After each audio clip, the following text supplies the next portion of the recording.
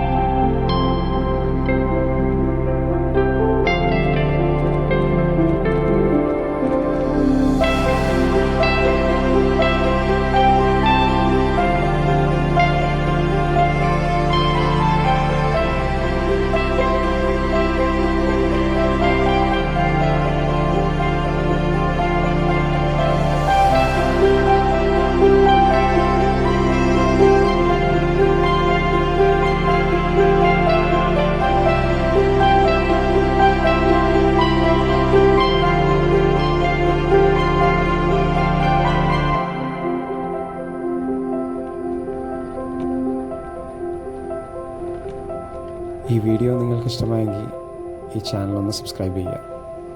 നിങ്ങളുടെ സപ്പോർട്ടായിരിക്കും പുതിയ പുതിയ വീഡിയോസ് ഇതിൽ അപ്ലോഡ് ചെയ്യാൻ വേണ്ടിയിട്ടുള്ള കുറിച്ച്. നന്ദി, നമസ്കാരം.